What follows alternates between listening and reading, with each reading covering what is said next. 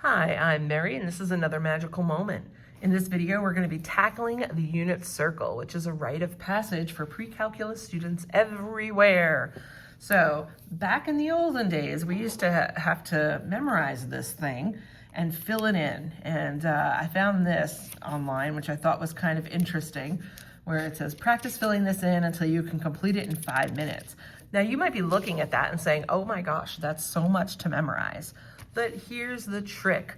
Once you know what's going on with these 3 angles over here, you can easily fill them in using symmetry and what you know about the different quadrants. So to kind of have an idea, I think it's important to, rather than just start throwing the values in, it's important to know where the different coordinates come from. So I want to show you that real quick. So if you remember back from your geometry days, when you talked about trig, you probably learned the acronym SOHCAHTOA. Remember from that sine is opposite over hypotenuse and cosine is adjacent over hypotenuse. So if we're looking at an angle measure of 30 degrees and I want to figure out the corresponding sides here, I can use these ratios to help me.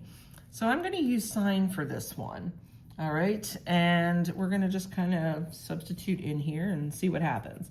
Sine of 30 is going to be the opposite side, which in this case is y, over the hypotenuse 1.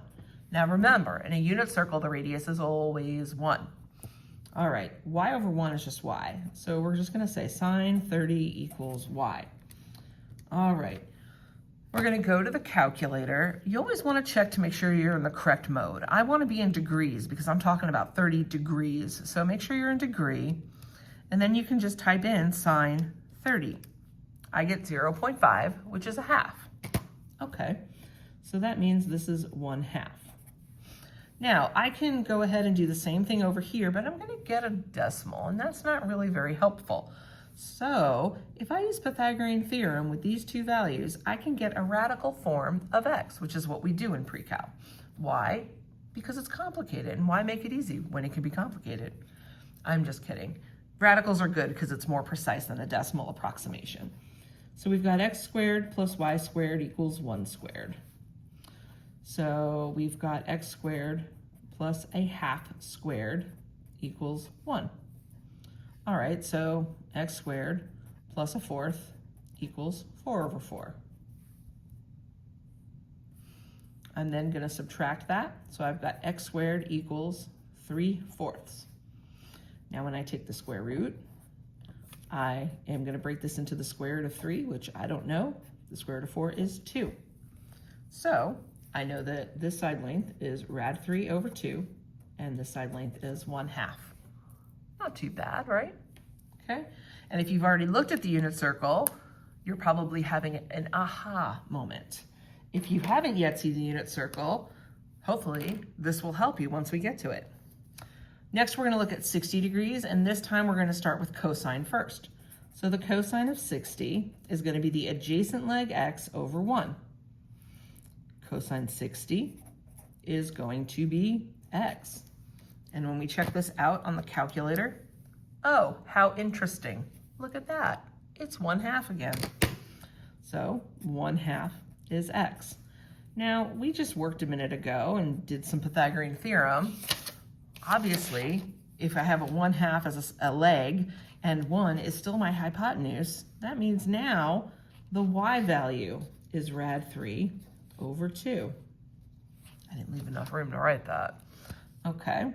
Again, you're probably thinking, oh my goodness, this is where it comes from. Now, if I look at 45 degrees, remember 45, 45, 90 is an isosceles right triangle. That means these side lengths are the same. So I could say that this is also x. If I use Pythagorean theorem,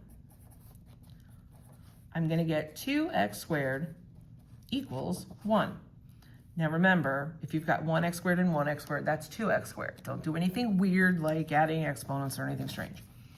If I divide by 2, I get x squared is 1/2. And when I try to rationalize, I know that I can't leave 2 down there in the denominator. So I'm going to go ahead and rationalize this out here.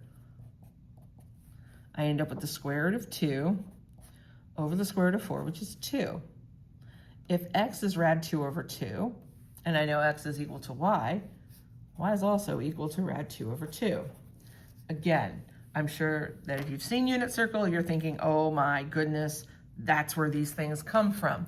And a lot of times we as teachers don't always have the time to do all this in the class with you or to let you explore and figure it out on your own. So that's our bad. But hopefully this has kind of helped you understand a little bit more where these values come from.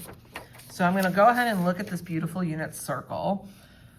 This says to put the degreed angles on the dashes. So let's start with that. So I know I'm going to be at 0 or 360 down here. The next line up is going to be my 30 degrees. Then I'm going to 45. Then I'm going to 60. And then here's 90. Now, if you're kind of confused about where these are coming from, go watch my video on radians and degrees, and I explain to you kind of where those come from. All right. Then we're gonna keep going around. I like to kind of go backwards a little bit with this. I'm kind of weird though. So like if I'm over here, I know this is 180 degrees. And then if I take away 30, I'm at 150. And then the difference is another 15. And if I subtract that, my mental arithmetic is not so good, which is kind of funny considering what I do for a living. That's okay though. And let's see, over here, this is 90 plus another 30, that gets me to 120. Okay. If I keep going around, 180 and 30 is 210. 180 and 45 brings me to 225 over here. I know that this down at the bottom is 270. So again, if I take 30 away from that, I'm at 240.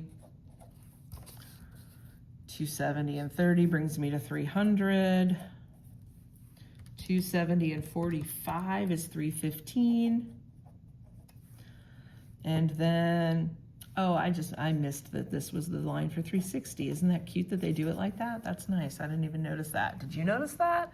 You were probably thinking, what is this woman doing? Evidently, she doesn't know. 360 minus 30 is 330. All right, so those are the angle measures. That wasn't so terrible. All right, next let's look at our radians. So obviously I know this is 0. If I go all the way around, it's 2 pi. This is gonna be our pi over 6. They don't give you very much space for this. Pi over 4, pi over 3, pi over 2. All right, now look at the pattern. Math is patterns, right? So 6, 4, 3, 2. They're all decreasing in size. So keep that in mind, right, as you're going around. Now, let's see. Where did we leave off? Okay, so here's pi over 2. Again, I'm gonna go around and do the fourths first because I think that's easiest. 1/4, 2/4, 3/4. 3 pi over 4. 4/4, pi. 5/4. 6/4, or 3 pi over 2. 7 pi over 4. And then we're back at 2 pi. Not too bad. Let's look at sixths next. 1/6, 2/6, 3/6.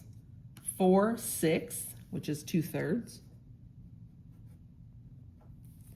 5/6, 5 pi over 6.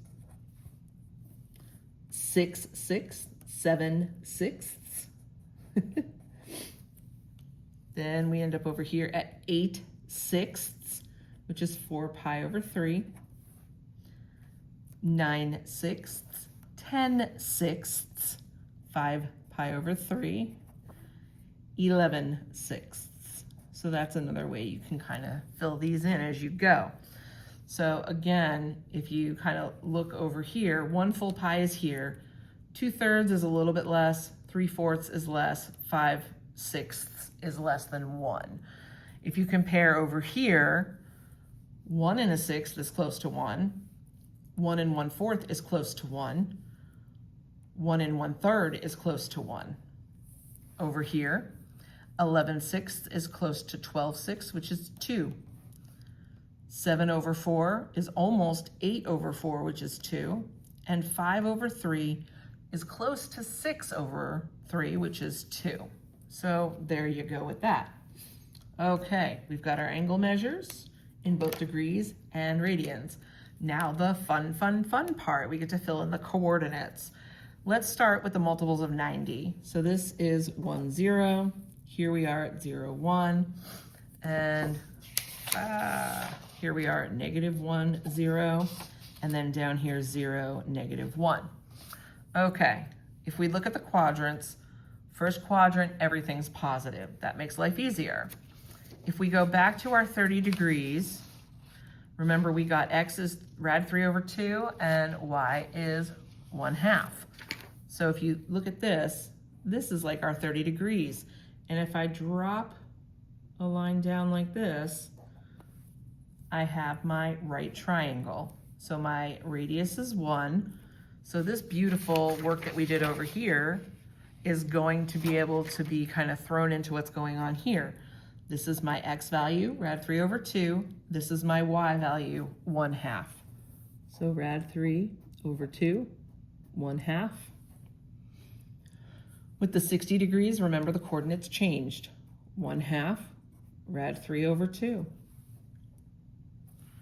At pi over 4, rad 2 over 2, rad 2 over 2. Now, here's the fun part. I don't know if any of this is fun, but it kind of is. In quadrant 1, everything's positive. Over here in quadrant 2, x's are negative, y is positive. Down in quadrant 3, everything's negative. And over here in quadrant 4, x is positive, y is negative. Okay, so once you know this pattern with 30, 45, and 60, you can use the symmetry of the circle to get the rest. So if I'm up here at 60, 120 is a multiple of that. I'm just going to use these values, except change the x's negative.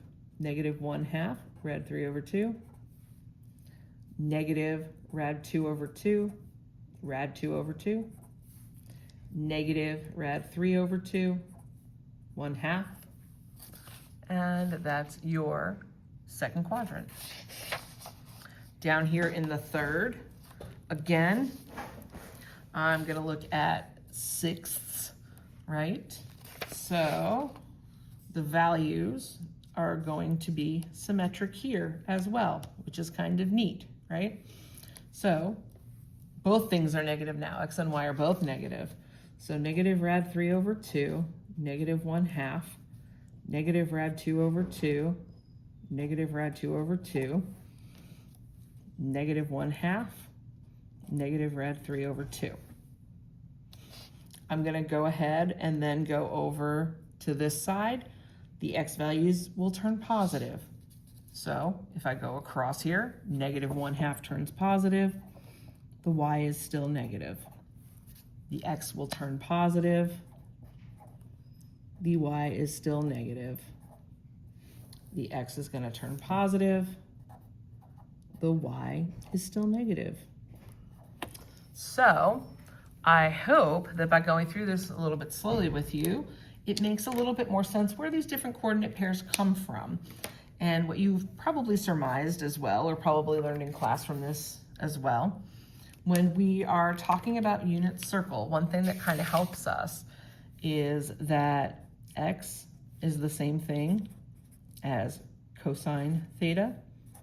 The y value will be the sine. So you can kind of use them interchangeably as you go on with your study of trig.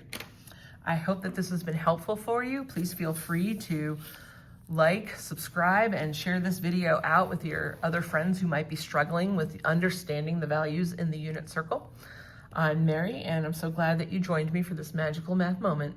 See you next time. Bye.